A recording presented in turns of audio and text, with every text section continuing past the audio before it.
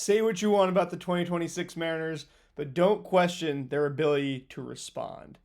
Welcome to the Dom Skeen Channel, your one-stop shop for the Mariners storylines on Seattle's minds, and back at you next day recap this one because man, that Mariners 6, Orioles 5 last night in game 68 of the season took it out of me.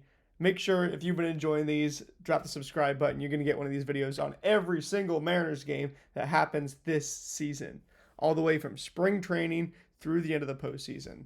And this, right, is the type of middle of the year game, right? This is the type of, oh, it's summer, and we're going to have these long, drawn out night games on a Tuesday where, everybody's watching.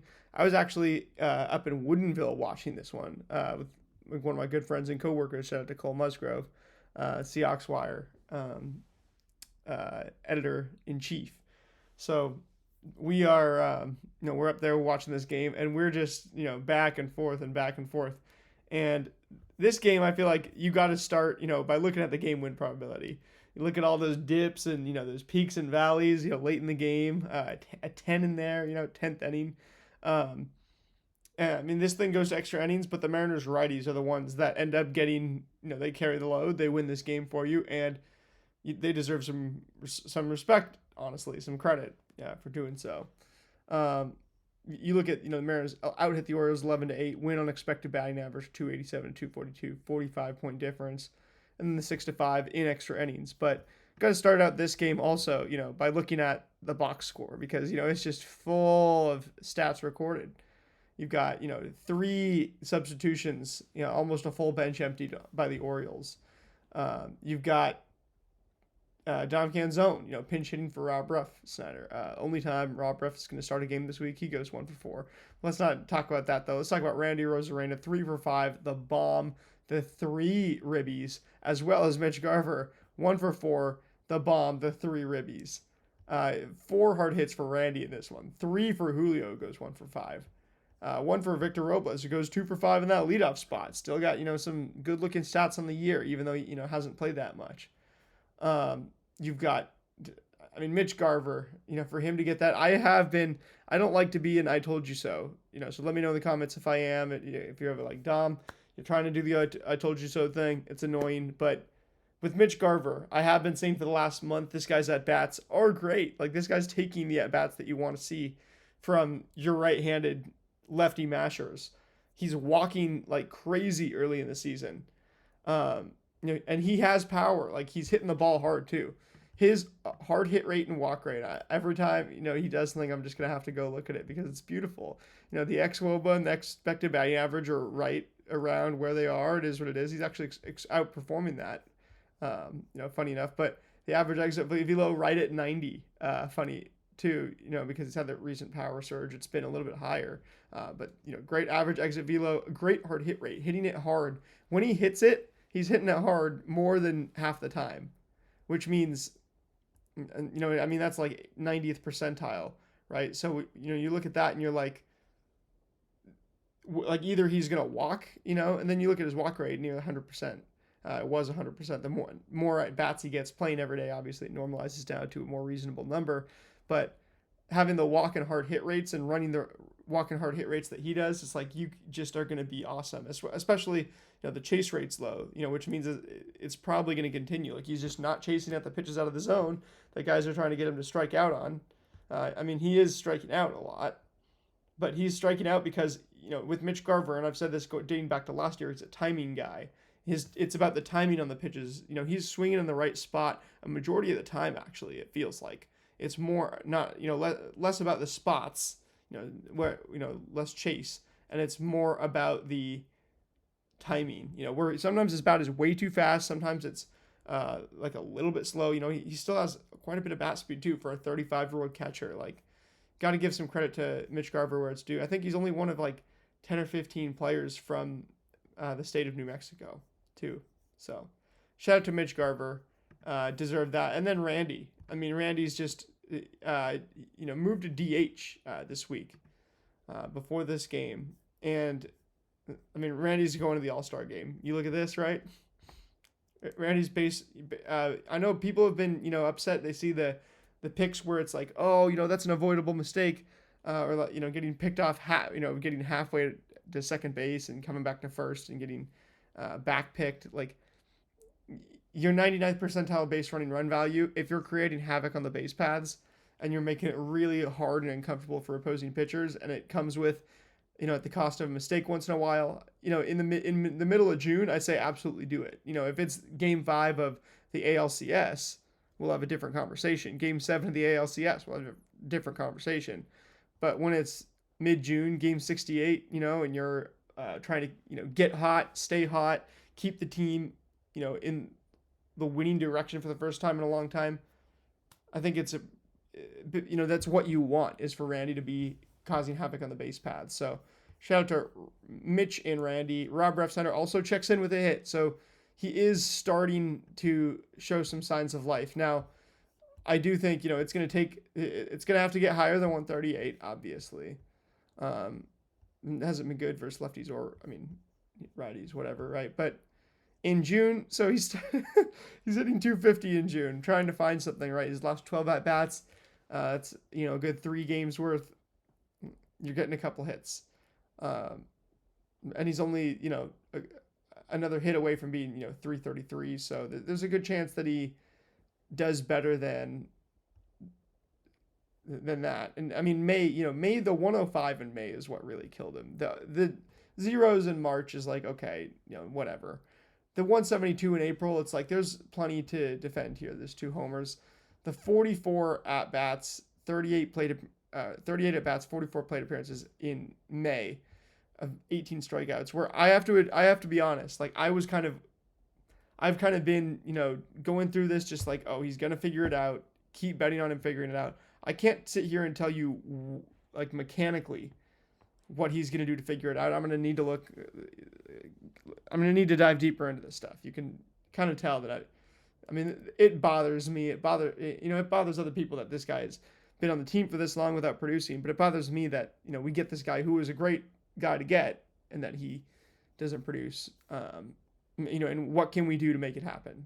It's the main focus is still what can we do to make Rob Refsnyder the best, the best option that we can.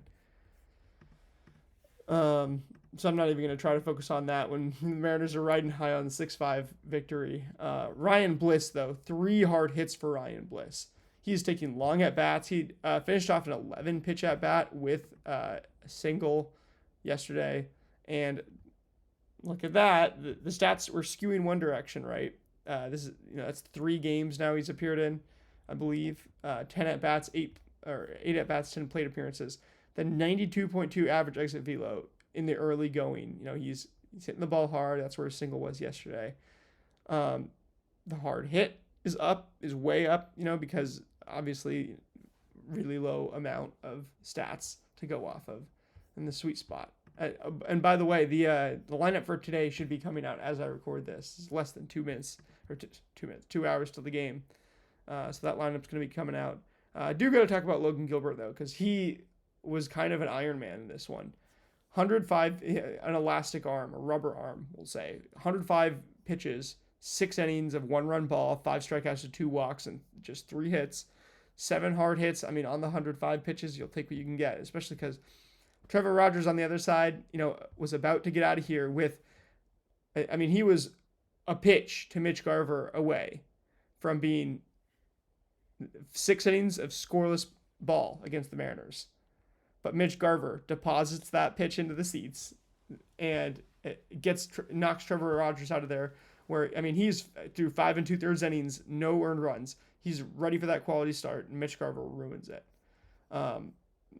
Which, yeah, like he hasn't been striking people out all year. I know he said his stuff feels good and stuff, but he's clearly just more beatable than he was last year, is what it seems like. Then, like, he was finding that window of success so much last year, and he's just not finding it. And there's got to be something with these pitches that I'm not seeing, because he does the 4-seam cutter thing, the sweeper and the changeup, and the changeup is what used to be his kind of secondary pitch, and now that's kind of relegated to the 4th pitch. The stats aren't terrible. 7 swing strikes on 97 pitches. It's not good. It's really not good, especially when your main thing is being a swing and miss guy. And then, on a day like this, the 90.5 average EV, it could be worse. 10 hard hits, it could be worse, but this is not good at all. So Trevor Rogers, well, I was a huge believer coming into the season. I think the Mariners took advantage of the fact that this guy is just not going to strike you out. He's gonna have to throw you a lot of pitches, and then, it's time for a quality start. It's like a coin flip, whether it's that or a 3-run bomb, and you lose the lead. Logan Gilbert on the other end, 15 swinging strikes on 105 pitches. My goodness gracious, 91.6 mile an hour average, exit velocity, 7 hard hits. He's doing all the things that you want to see. He's rounding into form at the right time, and I kind of told you guys, at the beginning of the year, he was experimenting with the four-seam fastball. The velocity was down a little bit because he was trying to cut it. He was also, throwing the cutter for the first time, which he was tonight. And that pitch, the velocity is down. It's only 7 of them, so it could skew one way with just 7, pitches. The velocity could be 3 miles an hour lower, and it's not a sign going forward. But the other pitches all, just looking like a good on that given day. And I mean, he has the ability to mix up his pitch mix, right, and go slider main and, have the four seam in that the same number of times, because the slider is getting twice as many swinging strikes. 8 on 37 pitches to 4 seams, 4 on 37, still not terrible. You're still getting a pretty good one and a very good one, from those 2 pitches. That's like 12 on 74 pitches, right? That's amazing. The splitter, cutter, changeup, curveball, we're all kind of take it or leave it. Didn't use any of them as much as he usually does in this start. Really just kind of put all those eggs in the basket of the slider. There's 11 other pitches or whatever, 11%. And you got to be a fan of of him having 6 different pitches that he likes in mid-June, because in early April, when he doesn't have 6 pitches he likes, but he has 6 pitches that he thinks he's gonna like, that's what I was kind of seeing. That start against Max Fried, his second of the year, like stuff like that. And now, like, he just looks like he should, to be honest. That first game of the year, Chase DeLauder, I mean, he's had some weird starts, and Logan Gilbert does have these weird months, but I do not think this is going to be I did not think that was going to be him the whole year. I thought he might just be like that slow starter type when it comes to the pitchers. Let me know down in the comments below. Do you think Logan Gilbert, his early form was just him figuring out what he needed to be dominating now? And other than that, I think that's the main stuff. Andrew Kittredge, who is from somewhere in Washington, right? I swear this guy's from somewhere in Ferris High School. That's what it was. So dude went to Ferris High School, drafted by the Mariners from 45th round. Shout out to him. Just think that's always pretty funny and cool that he's from the area. He comes in, and shout out to him, being a double agent, giving the Mariners a run, but an insurance run there. And you've got, Jose Ferrer gives up some runs. Okay, so Jose Ferrer gives up a couple runs, and that's what forces this game into into extra innings. Ferrer's trying to get the save. He blows it. 3 hard hits on 42 pitches. An inning, 2 earned runs, 3 hits, strikeout, a walk, and a homer. And then Nick Davila was super impressive, and so was Gabe Spire, so I want to get to them as well.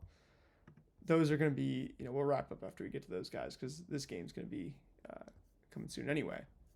But, and shout out Alex Hoppe, he's probably, Cooper Criswell did go in the IL, which got the Mariners another reliever, which they used that spot to call up Nick Davila again.